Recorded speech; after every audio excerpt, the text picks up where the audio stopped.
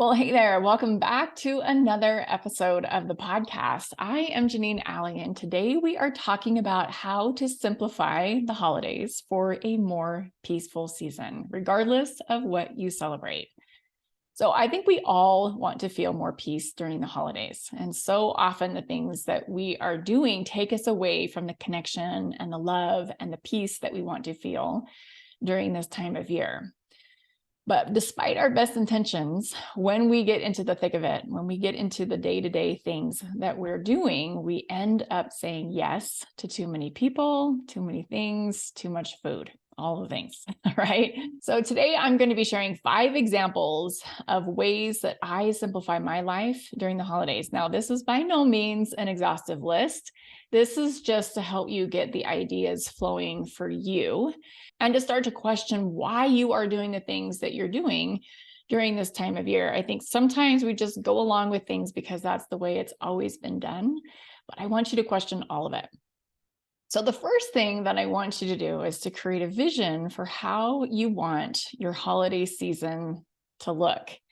So do you want your holidays to be peaceful? Do you want them to be calm? Do you want to feel confident that the choices you're making are the best for you and your family?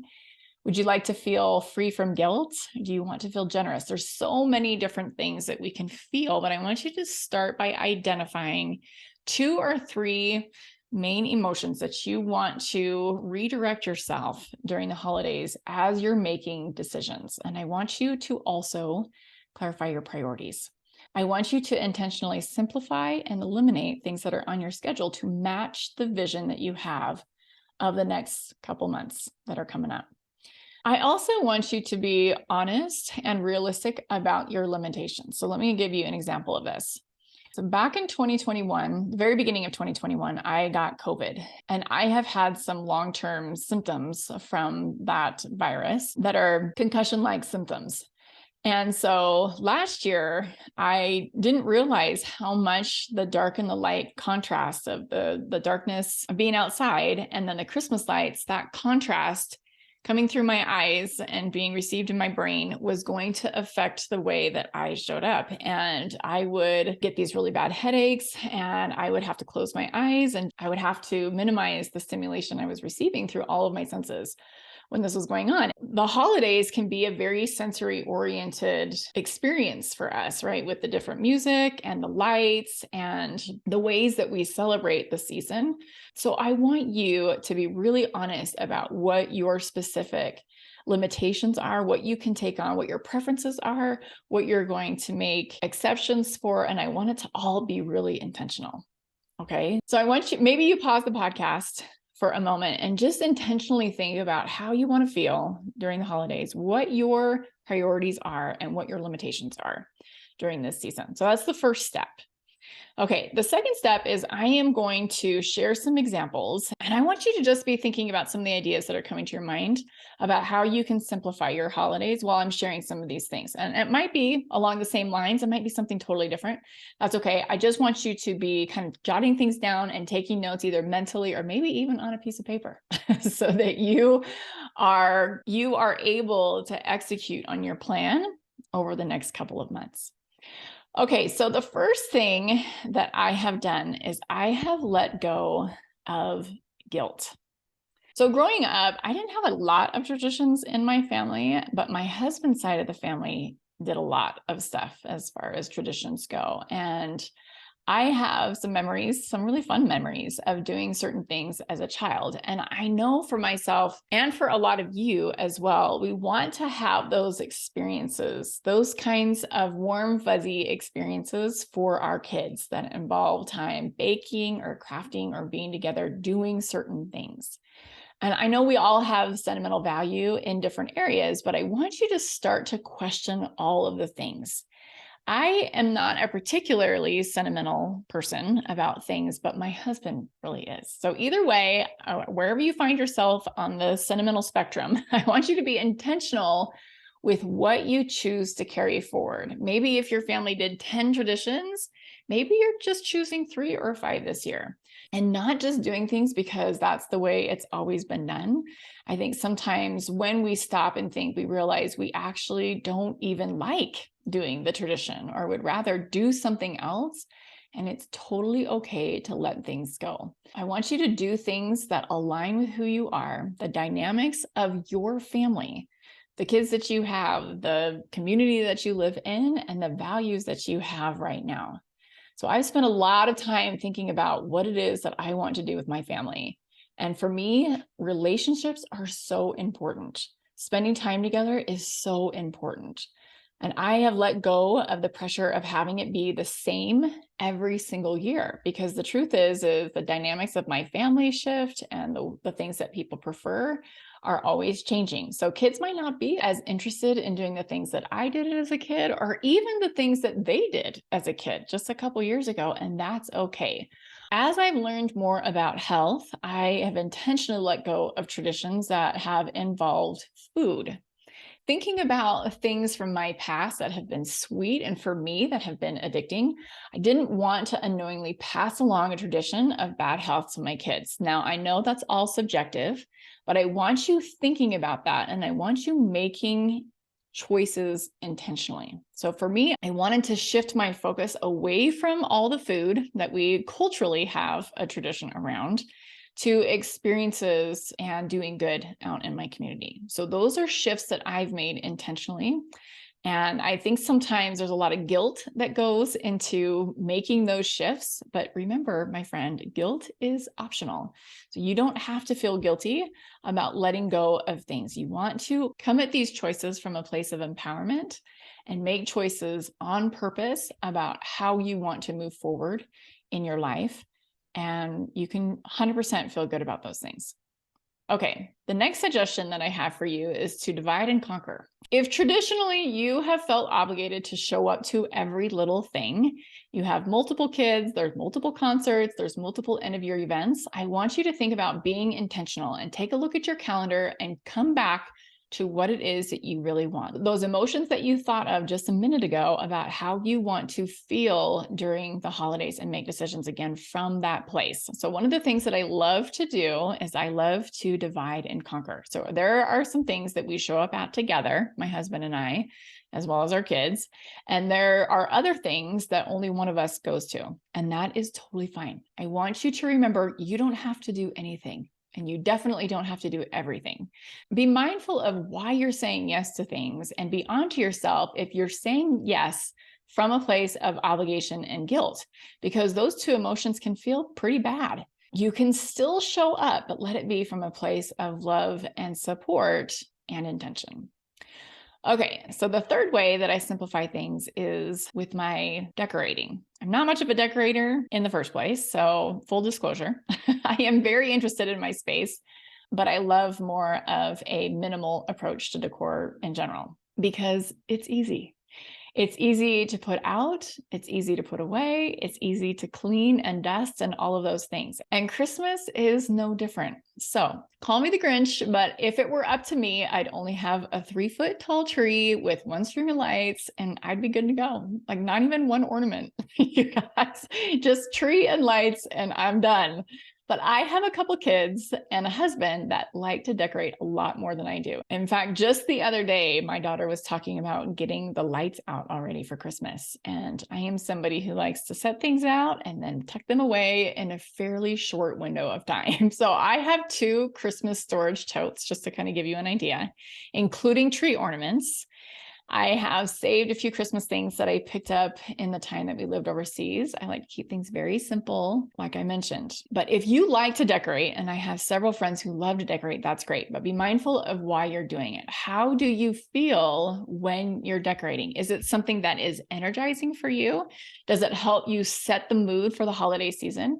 Is it in alignment with you and what you ultimately want and those emotions that you were thinking about when we started this episode? But for me, I just know that decorating is draining. Less is definitely more for me. So I tend to gravitate towards that intentionally during the holiday time. So be mindful of what the trade-offs are for you. If you spend time decorating, what are you not doing? What is not happening in your life? Is that okay with you? And for me, I know if I spend a lot of time decorating, my trade-off is peace. I am not feeling peace during the holiday time because I'm so busy doing something I don't really enjoy doing. So I want you to be thinking about what it is for you. I'm not saying that decorating in and of itself is bad or it's wrong or it's not the right way for you to be spending your time. All of those decisions are totally up to you. I just want you to be clear on why you're doing it and what those answers are for you about how much you want to be doing and taking on during the holiday time. Okay. The fourth thing that I love to do to help me simplify my holiday season, and actually this is something that I have always done with my husband. So we keep gifts really simple, and we always have. We were married in college. In fact, our oldest son, Thomas, was born the first week of dental school, and I made the choice to stay home with my kids when they were really little. So we lived off of student loans. And for the first 7 years of our marriage, we were in school and finances were really tight. So from the very beginning, we have only done 2 gifts for our kids. And I love the simplicity of doing gifts that way. This has really helped me to focus on why I celebrate this season and all of the other good things that come along with the things that I choose to celebrate and the things that I choose to focus on, like serving others and doing good, spending time together with my loved ones, the music of the season in all of its forms. There's some really sacred holiday music. We also participate in some goofy things. So we just love to get together and to carol and to sing and all of those things. We love having friends over. So there's so many other things that I love to put my time and attention into besides giving gifts. So like I mentioned, our kids get 2 presents each. And I know not everybody does Santa, but we do 1 gift from us and 1 present from Santa Claus. And then they also get a few small things in their Christmas stockings. So full disclosure, out of the 5 love languages, it's probably not going to surprise you after that little explanation that gift giving is the bottom of my list. And it is also for Meryl. So that works out really, really well. So my first love language is time. And the second one that I have, it's a pretty close second, is acts of service. So if you're unfamiliar with the 5 love languages, time and acts of service, words of affirmation, physical touch, and gift giving are all the 5 languages of love. And I would say that I probably circulate between the other 4, but gift giving never rises above last place. So there you have it. So just to put that into context, when you're applying this into your life, you might feel like gift giving is your love language. And so by all means, that is going to be where you put your time and energy. But just know that if that's where you're putting your time and energy, you want to be clear on what you're going to say no to. So that is more of a highlight for you during this time of year. Okay, the last thing that I want to say here is I love to focus on doing good in my community. This is where I love to focus my time and energy during the holidays, but I have to intentionally rein myself in. There are simple ways that I love to do this. It does not have to be big. It does not have to be showy by any means.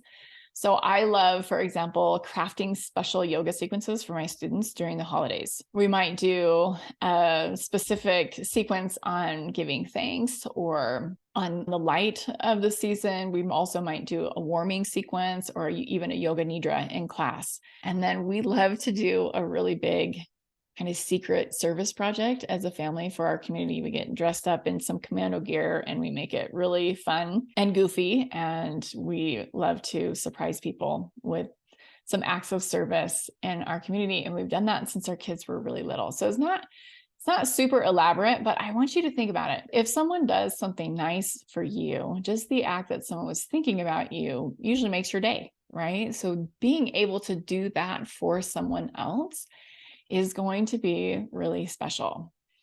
It's so important to decide ahead of time how you want to feel. So I'm kind of taking you back up to the beginning of the podcast. Stressing yourself out because you're doing so many good things during the holidays, for me, just isn't worth it, even though I love to do that kind of thing.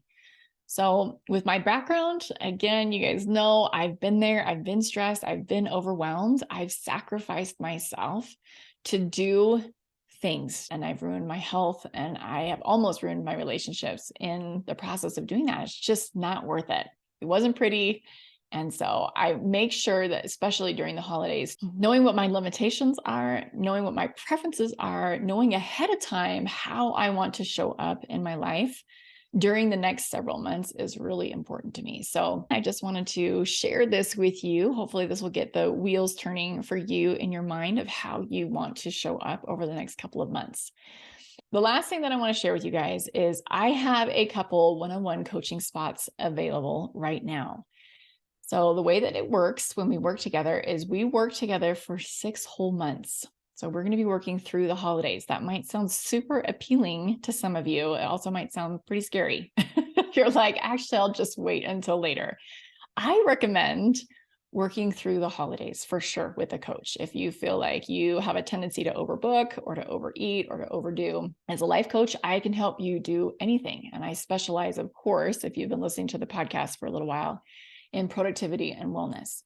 So if you want help losing weight, or you want help overeating, or you want help feeling better, or just becoming more peacefully productive, I can totally help you with that. And it's tailored to you. Whatever it is, our coaching is tailored towards you and where you're at on your journey. It's amazing. So if you want one of those spots, I recommend that you book a call. That's how you get in touch with me. So head over to JanineAlley.com/programs. And my one-on-one booking link is on that page. Just scroll down to the bottom until you see the Ascend one-on-one coaching information right there, and just book a call with me, and I will be super excited to chat with you. All right, my friends, I hope you have a beautiful rest of your week. Be thinking about those things, be thinking about those emotions, the intentional way that you want to show up over the holidays, and plan your life from your higher self. All right, y'all, have a great week, and we'll talk to you soon. See ya. Bye.